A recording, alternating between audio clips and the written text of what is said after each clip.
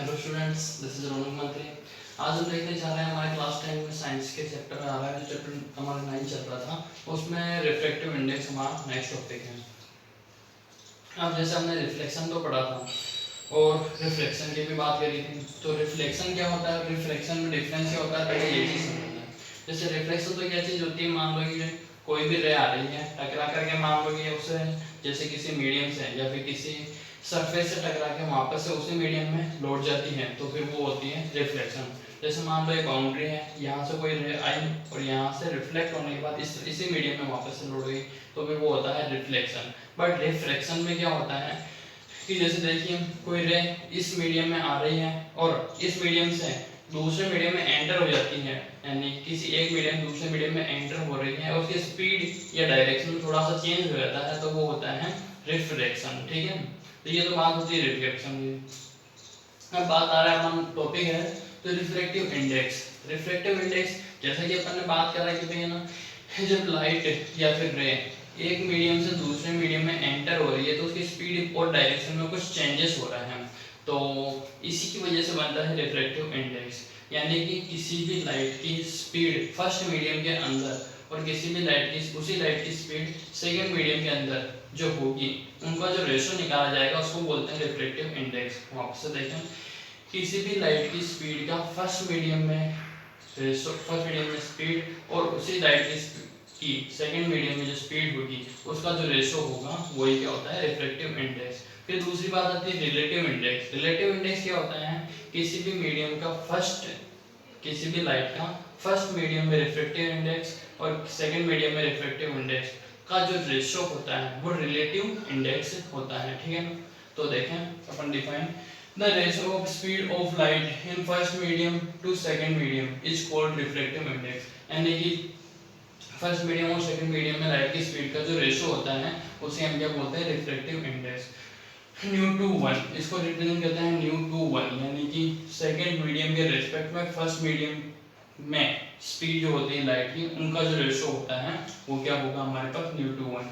अगर वाटर और एयर की बात करें, यानी वाटर के रेस्पेक्ट में एयर का जो रिफ्रैक्टिव इंडेक्स है वो निकाल रहे हैं, तो एयर में वाटर लाइट की स्पीड और वाटर में लाइट की स्पीड का रेशो जो होगा वो न्यू डब्ल्यू ए, यानी डब्ल्यू मतलब वाटर है यहाँ पे, ए मतलब एयर है। तो इस तरीके से अपन इनका रिफ्रैक्टिव इंडेक्स फाइंड कर सकते हैं।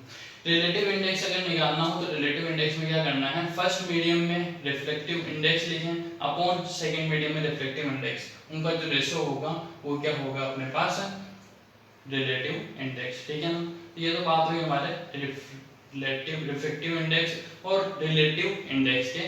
ठीक है, इसके बाद आता है एग्जांपल ऑफ रिफ्रैक्शन। रिफ्रैक्शन के बहुत सारे एग्जांपल अपन को मतलब नेचुरल में देखने को मिल जाते हैं, तो उनको समझने की कोशिश करने की वो किस वजह से होते हैं, किस तरीके से होते हैं उनके लिए। तो देखिए फर्स्ट है अपने पास sun is visible earlier in sunrise and even after the sunrise. Sun क्या होता है, जैसे सनराइज होने के जस्ट 2 मिनट पहले तक 2 मिनट पहले से दिखाई देना स्टार्ट हो जाता है और सनसेट होने के 2 मिनट बाद तक भी अपन को दिखाई देता है। ऐसा होता ही क्यों है, तो ऐसा मेन रीजन तो ये है कि एटमॉस्फेरिक रिफ्लेक्शन की वजह से। जिस तरीके से नॉर्मल रिफ्लेक्शन होता है उसी तरीके से एटमॉस्फेयर में भी एक रिफ्लेक्शन क्रिएट होता है, तो उस रिफ्लेक्शन की वजह से ही क्या होता है अपन को जो सन है वो जब मतलब सनराइज हो रहा होता है उससे 2 मिनट पहले दिखाई देना स्टार्ट हो जाता है और सनसेट के 2 मिनट बाद तक दिखाई देता है। ठीक है, तो अब इसको समझते हैं। यहाँ पे क्या है, जैसा मान लीजिए अपन ने ये जो है अपने अंदर वाला सर्कल उसको क्या माना है अपन ने अर्थ, और बाहर वाला जो सर्कल है उसको माना है एटमॉस्फेयर, यानी कि एटमॉस्फेयर की लेयर हमारे इस पॉइंट तक है। अब जब सन यानी कि होरिजन वाली लाइन जो है अपनी ये है, ये होरिजन वाली लाइन है, तो होरिजन वाली लाइन से सन क्या है नीचे की तरफ है। अगर नीचे की तरफ है तो एक्चुअल पोजीशन इसकी ये है, लेकिन यहाँ से सन रेज आ रही है वो क्या हो रही है यहाँ से नीचे से ऊपर की तरफ एंटर हो रही है, यानी कि रेयर मीडियम से डेंसर मीडियम में क्या हो रही है एंटर हो रही है, यानी एयर वाले मीडियम से जहाँ पे पार्टिकल्स ज़्यादा हैं वहाँ वाले मीडियम में जा रही हैं। तो क्या होगा, ये क्या है अपन को जब अपन ऑब्जर्व करेंगे तो ये थोड़ी सी यहाँ से आती हुई नहीं दिखाई देगा के, ये हमको ऊपर वाली डायरेक्शन से आती हुई दिखाई देगी। मतलब इसका होगा क्या, एक्चुअल पोजीशन तो होगी नीचे की तरफ और हॉरिजॉन में दिखाई कहाँ पे देगी हमको ऊपर की तरफ। इसका सीधा सा कारण क्या बता सकते हैं हम, इसका सीधा यही कारण है कि भाई ये जो है एटमॉस्फेरिक रिफ्लेक्शन की वजह से ऐसा होता है। क्योंकि क्या होता है जब रेयर मीडियम से डेंसर मीडियम में आ रही है तो फिर नॉर्मल के जो है अपन ने देखा था नॉर्मल क्या होता है 90 डिग्री का एंगल, तो नॉर्मल के रेस्पेक्ट में बेंड हो जाएगी और बेंड होने की वजह से ये जो ऑब्जर्व कर रहा है इसकी लाइट को या इसकी रेज को, उनको ये क्या होगा 2 मिनट पहले ही दिखाई देना स्टार्ट हो जाएगी। ठीक है ना, ये तो हुई बात इसके हमारे भी किस वजह से 2 मिनट पहले और 2 मिनट बाद में दिखाई देता है। तो इसके लिए आपको नोटबुक में देखना होगा कि जो अपन डिस्क्रिप्शन कि भाई इस तरीके से अपन इसको एक्सप्लेन कर सकते हैं, तो उसको भी एक बार आप लोग देखें, नोट करें।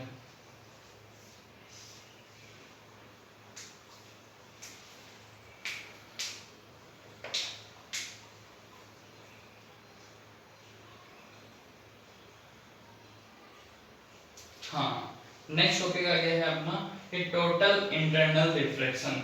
टोटल इंटरनल रिफ्लेक्शन क्या होता है, मतलब टोटली जो अंदर रिफ्लेक्शन हो रहा हो। जैसे कि मान लो अपन ने क्या कर रखा है, एक कंटेनर ले रखा है, उसमें क्या करना है, नीचे की तरफ से एक लाइट जला रहे हैं। क्या कर रहे हैं, नीचे की तरफ से एक रे जला रहे हैं। वो क्या हो रही है, किसी नॉर्मल के रेस्पेक्ट से डेंसर मीडियम से रेयर मीडियम में एंटर हो रही है, यानी पानी से एयर में एंटर हो रही है। तो फिर क्या होगा, एंगल ऑफ इंसिडेंस और एंगल ऑफ रिफ्लेक्शन बनेंगे। ठीक है ना, तो यहाँ तो नॉर्मल कंडीशन। अब क्या होता है, अपन इस एंगल ऑफ इंसिडेंस को क्या करते हैं, धीरे धीरे बढ़ाते जाते हैं। पहले मान लो इस पोजीशन से थोड़ा और आगे लेके तो एंगल ऑफ इंसिडेंस पहले क्या हो गया, ज्यादा हो गया पहले के मुकाबले। तो इस टाइम क्या होगा, थोड़ा आगे बढ़ा देंगे, इतना बढ़ाएंगे कि जो जाने वाली रे है, रिफ्लेक्टेड रे, वो 90 डिग्री का एंगल बना ले अपने नॉर्मल के रेस्पेक्ट में। तो इस टाइम जो यहाँ पे एंगल ऑफ इंसिडेंस बनेगा, इसको बोलते हैं क्रिटिकल एंगल। ठीक है ना, वापस से समझे, अपन एंगल ऑफ इंसिडेंस को बढ़ाते जा रहे हैं, बढ़ाने की वजह से क्या हो रहा है, रिफ्लेक्ट एंगल भी बढ़ रहा है, एंगल ऑफ रिफ्लेक्शन भी क्या हो जा रहा है, बढ़ता जा रहा है।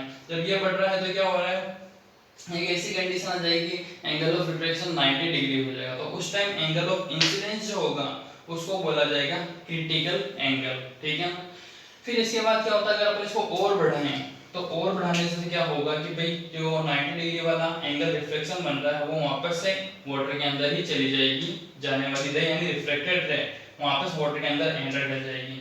तो इस टाइम जो रिफ्लेक्शन होगा उसको बोलते हैं टोटल इंटरनल रिफ्लेक्शन। ठीक है, अगर एंगल ऑफ इंसिडेंस को क्रिटिकल एंगल से भी उसकी वैल्यू बढ़ा दी जाए तो फिर वो क्या होता है, जो कंडीशन होती है उसको बोलते हैं टोटल इंटरनल रिफ्लेक्शन। ठीक है ना, तो इसके बारे में भी आप एक बार नोट कर लें।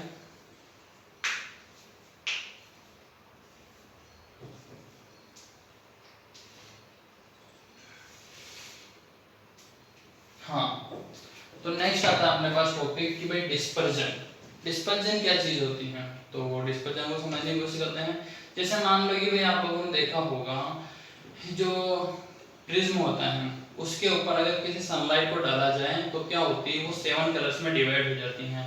तो वो जो मतलब घटना होती है उसी को बोलते हैं अपन डिस्पर्जन। या फिर नॉर्मल में कोई रेनबो देखा होगा आप लोगों ने, रेनबो क्या होता है, 7 कलर का कॉम्बिनेशन होता है। तो व्हाइट लाइट किसी वाटर ड्रॉपलेट में जब निकलती है तो 7 कलर में डिवाइड हो जाती है, इसी वजह से उसको क्या बोलते हैं अपन, रेनबो या फिर सतरंगी धनुष। हाँ, अब देखें डिस्पर्जन।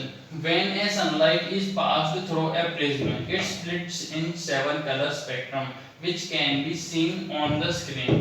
यानी कि जब किसी सनलाइट को किसी प्रिज्म से भाई आगे की तरफ भेजा जाता है तो वो क्या होती है, 7 कलर में अलग अलग बट जाती है। ठीक है ना, तो इसको अपन स्क्रीन पे देख सकते हैं। The band of 7 colors is called spectrum, यानी कि इस तरीके से 7 कलर का बैंड बनता है, उसे ही अपन क्या बोलते हैं, स्पेक्ट्रम। ठीक है ना, Newton was the first to prove that white light is made up of 7 colors। Newton first है जिन्होंने बताया कि व्हाइट लाइट जो होती है 7 कलर से मिलके बनी होती है। इन्होंने अपना एक एक्सपेरिमेंट करा था, उसके थ्रू इन्होंने बताया कि जो व्हाइट लाइट है 7 कलर के कॉम्बिनेशन से मिलकर के बनी हुई होती है। नेक्स्ट आ रहा है अपने पास कि भाई the variation of spectrum are are violet, indigo, green, yellow, orange and red. ये 7 कलर होते कौन कौन से हैं तो उनके बारे में है। वायलेट, इंडिगो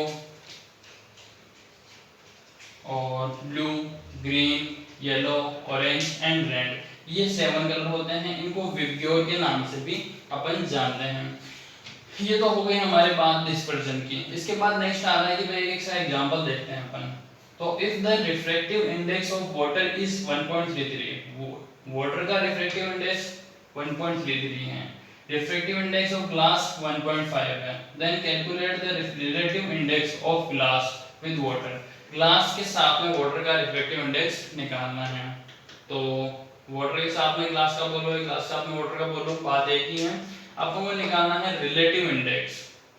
तो रिलेटिव इंडेक्स इक्वल टू, आपको बताया मैंने, फर्स्ट मीडियम में refractive index upon second medium में रिफ्रैक्टिव इंडेक्स। तो न्यू जी है 1 न्यू डब्ल्यू, अब इनकी वैल्यू आपको दे रखी है, पुट करी, सोल्व करा, 1.12 आ गया। एक चीज और ध्यान रखने वाली बात है कि भाई रिलेटिव इंडेक्स हो या रिफ्रैक्टिव इंडेक्स हो, इनकी कोई यूनिट नहीं होती है, यानी कि मीटर सेंटीमीटर इनके आगे कुछ नहीं लगाया जाएगा। रीजन, क्योंकि ये क्या है, एक रेशो है, और रेशो कभी भी किस यूनिट में नहीं शो किए जाते हैं, ठीक है।